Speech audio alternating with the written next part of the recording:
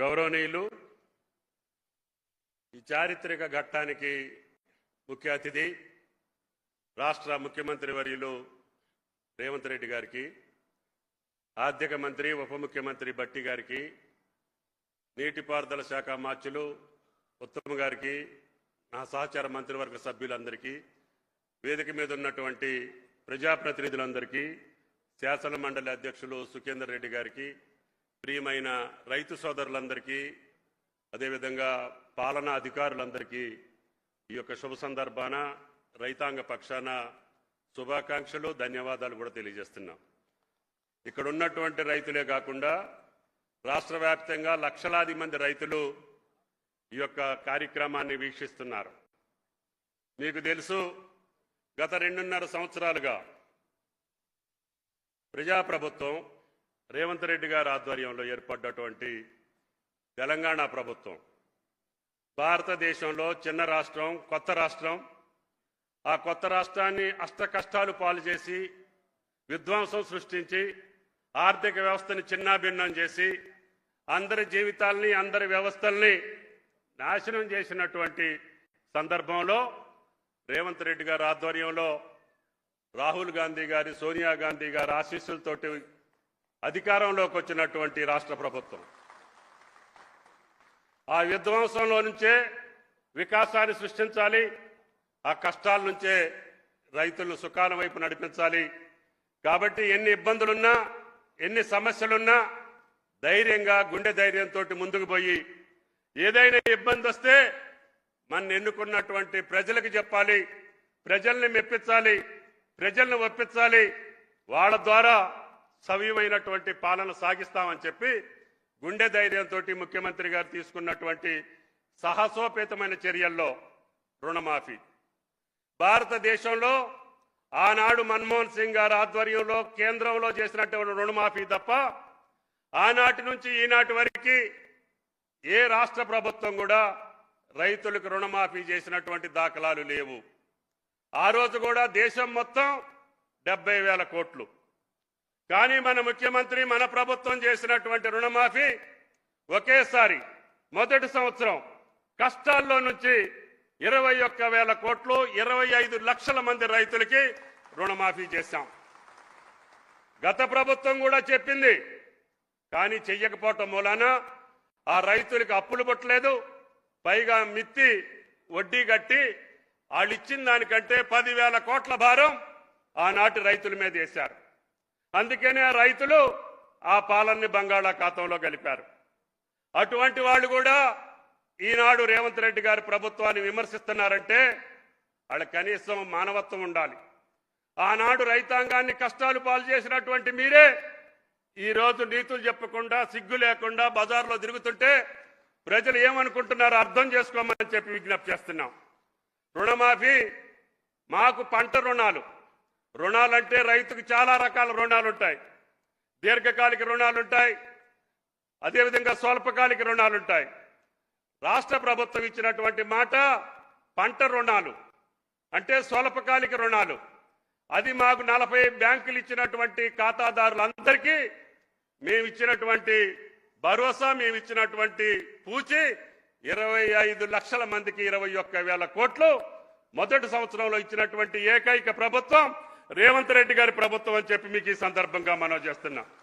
మీరు 10 సంవత్సరాల్లో లక్ష ఇవ్వలేక రైతుల్ని కష్టాలు పాలు చేసి ఇవాళ తగుదనమ్మా అని చెప్పి రుణమాఫీ వాళ్ళకి ఇవ్వలేదు, వీళ్ళకి ఇవ్వలేదని శ్రీరంగ నీతులు చెప్తుంటే 2 లక్షల లోపు ఉన్నటువంటి మాకు చేరినటువంటి ఖాతాలన్నిటికీ జమ చేసినటువంటి ఘనత తెలంగాణ ప్రభుత్వాన్ని, రేవంత్ రెడ్డి గారి ప్రభుత్వాన్ని అని చెప్పి మీకు ఈ సందర్భంగా మనం చేస్తున్నాం. అదేవిధంగా రైతు బంధు, ఆనాడి రైతు బంధు పేరు మీద మిగతా పథకాలన్నింటినీ బంధు పెట్టి రైతులు నష్ట కష్టాలు పాలు చేసి ఏ ఒక్క పథకాన్ని కూడా, కేంద్రం ఇచ్చేటటువంటి పథకాలను కూడా బంధు పెట్టినటువంటి ఘనత గత ప్రభుత్వాన్ని. కానీ రైతు భరోసా పేరు చెప్పి మాకు ఎన్ని ఇబ్బందులున్నా 5,000 రూపాయల్ని 6,000 చేశాం. సంవత్సరానికి 10,000 ఇచ్చేదాన్ని 12,000 చేశాం. మీరు ఎగనామా పెట్టినటువంటి, ఎన్నికల ముందు ఎగనామా పెట్టినటువంటి రైతు బంధును కూడా ఒకే రోజు 7,200 కోట్లు రైతుల ఖాతాలో జమ చేసినటువంటి ఏకైక ప్రభుత్వం తెలంగాణ ప్రభుత్వం. అది రేవంత్ రెడ్డి గారి ప్రభుత్వం అని చెప్పి మీకు ఈ సందర్భంగా మనం చేస్తున్నాం.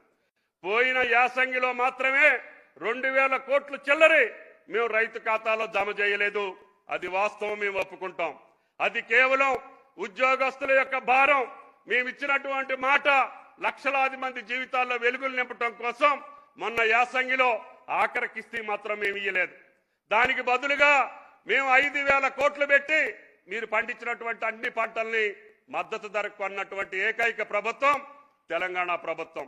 భారతదేశంలో ఏ రాష్ట్రంలో కూడా మొక్కజొన్నలు కానీ జొన్నలు కానీ ఏ రకమైనటువంటి పంటలు కొనకపోయినా రేవంత్ రెడ్డి గారు మా కేబినెట్ నిర్ణయం తీసుకొని కాదు కష్టాల్లో ఉన్నటువంటి రైతుని మనం ఆదుకోవాలి అని 15 లక్షల టన్నుల మొక్కజొన్నలు జొన్నలు ఇతర అన్ని పంటలు కూడా కందులు కానీ మినువులు కానీ పెసలు కానీ సోయా కానీ సన్ఫ్లవర్ తోటి సహా మీ పంటలను కొనుగోలు చేసినటువంటి ఏకైక ప్రభుత్వం భారతదేశంలో తెలంగాణ ప్రభుత్వం అని చెప్పి మీకు ఈ సందర్భంగా మనం చేస్తున్నాం.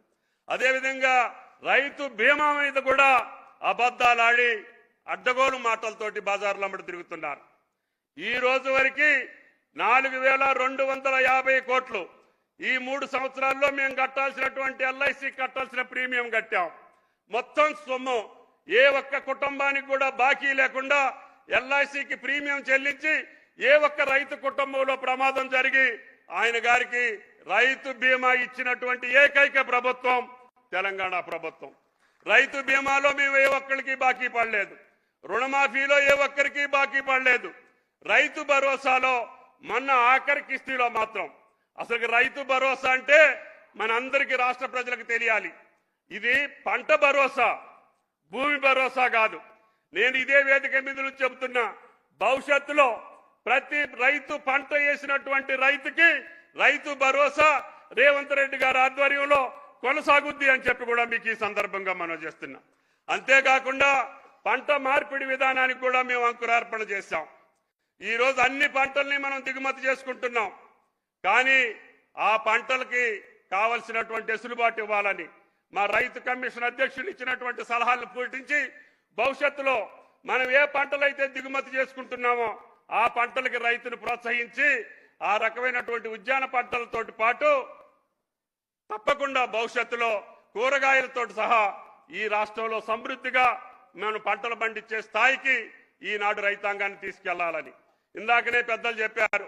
ఈ రోజు వాతావరణ శాఖ చెప్పేటటువంటి అంచనాలను బట్టి ఎలినో ప్రభావం ఎక్కువగా ఉంటుందని, అది కూడా భారతదేశం మీదనే ఎక్కువ ఉంటుందని, ఆ భారతదేశంలో కూడా దక్షిణ భారతదేశానికే ఎక్కువ ఉంటుందని, దక్షిణ భారతదేశంలో కూడా ఆంధ్ర తెలంగాణ కర్ణాటక రాష్ట్రాల మీద ప్రభావం ఎక్కువ ఉంటుందని. అందుకని మేము పదే పదే రైతులకు విజ్ఞప్తి చేస్తున్నాం, మీరు నీటికి తక్కువ ఉన్నటువంటి పంటలు, నీటి వినియోగం తక్కువ ఉండేటటువంటి పంటలు వాడండి. దానికోసమే పప్పు దినుసులన్నింటినీ కూడా రైతు వేదికల్లో పెట్టి మీకు విత్తనాలు సప్లై చేశాం. ఇందాక పెద్దలు ఉత్తమ గారు చెప్పినటువంటి 7 రకాల డిమాండ్ ఉన్నటువంటి వరి విత్తనాలు ఒకవేళ కేంద్ర ప్రభుత్వం తిరస్కరించిన మార్కెట్లో మీరు అమ్ముకోగలిగినటువంటి ధాన్యం, అదేవిధంగా ఎక్స్పోర్ట్స్ కు అనుకూలమైనటువంటి ధాన్యం, రైతులకి ఎక్కువ ఆదాయం వచ్చేటటువంటి ధాన్యాన్ని మీకు సిఫారసు చేశాం. ఆ విత్తనాలను కూడా ప్రతి రైతు వేదికల్లో మీకు అందుబాటులో ఉంచాం. ఆ రకంగా ఆయిల్ ఫామ్ ని పెద్ద ఎత్తున ప్రమోట్ చేస్తున్నాం. ఈ గత సంవత్సరంలో భారతదేశంలో ఎక్కువ ఎకరాలు వేసినటువంటి ఏకైక రాష్ట్రం తెలంగాణ రాష్ట్రం. మనం మొదటి స్థానంలో ఉన్నాం. రేపు భవిష్యత్తులో భారతదేశంలో ఎక్కువ ఎకరాలు ఉన్నటువంటి పామాయిల్ రైతులు ఉన్నటువంటి రాష్ట్రం తెలంగాణ రాష్ట్రం కాబోతా ఉంది. రేవంత్ రెడ్డి గారు పదవీ స్వీకారం రోజున దానికి టన్నుకి 12,000 ఉండేది. ఈ 2.5 సంవత్సరాల్లో ఆ టన్నుని 24,000 చేశాం. ఈ రోజు ఎకరానికి 2.5 లక్షల నుంచి 3 లక్షల ఆదాయం వస్తుంది.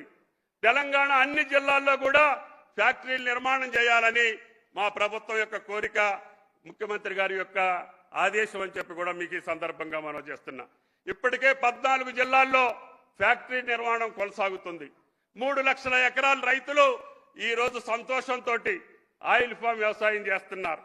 భవిష్యత్తులో దీన్ని 10 లక్షలకు తీసుకెళ్లాలి. అదేవిధంగా 70 లక్షల ఎకరాలకు అవకాశం ఉంది.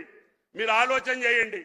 ఎప్పుడైనా సరే రైతు స్థిరంగా నిలబడాలన్నా, ఆయనకి సరైనటువంటి ఆదాయం రావాలన్నా కష్టపడి ఇష్టమైనటువంటి పంటలు మార్కెట్లో డిమాండ్ ఉన్న పంటలను పండించుకొని ఎంచుకోవాలి. సంప్రదాయ వ్యవసాయం రైతుల్ని ఆగం చేస్తా ఉంది. అకాల వర్షాలు, వాతావరణ పరిస్థితులు రైతులకు అనుకూలించట్లేదు. మార్కెట్ పద్ధతులు కూడా మనకి అనుకూలించట్లేదు. అదేవిధంగా యూరియా వాడకాన్ని మీద కూడా అపహాస్యం చేస్తున్నారు. ఐటీ నిపుణులే వాళ్ళు యాప్ లేదు బోపు లేదు అంటున్నారు. ఈరోజు తెలంగాణ ప్రణాళికని కేంద్ర ప్రభుత్వం ప్రధానమంత్రి అడాప్ట్ చేసుకొని భారతదేశం మొత్తం ఈ యొక్క ఎరువులకు సంబంధించినటువంటి యాప్ని స్థిరీకరించారు. అంటే కేవలం రైతుకే ఎరువులు వెళ్ళాలి, పక్కదారి పట్టకూడదు, పరిశ్రమలకు వెళ్ళకూడదు, దొడ్డిదారిని వెళ్ళకూడదు, బ్లాక్ మార్కెట్ వెళ్ళకూడదు అనే ఉద్దేశంతో యాప్ని పెట్టి 90% రైతులు ఇంటికాడుండి యూరియాని బుక్ చేసుకుంటున్నారు. అదేవిధంగా ఎరువులన్నింటినీ బుక్ చేసుకుంటున్నారు. రైతు సుఖపడటం ప్రతిపక్షాలకు ఇష్టం లేదు, రైతు సంతోషంగా ఉండటం ప్రతిపక్షాలకు ఇష్టం ఉండదు. తెలంగాణ ప్రభుత్వం ఇన్ని కార్యక్రమాలు చేపట్టగలగటం వాళ్ళకి కడుపు మంటగా ఉంది.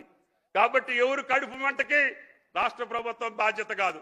మీ అధికారం పోయి మీ కడుపు మండిపోయి మీరు ఆగమైపోయి మీరు కష్టాల్లో ఉంటే ఆ కష్టాలు రైతుల పేరు మీద పెట్టి ఈ ప్రభుత్వాన్ని ఆగం చేయాలనో బదనాం చేయాలనో చూస్తున్నారు. అది మీకు సాధ్యం కాదు అని చెప్పి మీకు ఈ సందర్భంగా మనం చేస్తున్నా.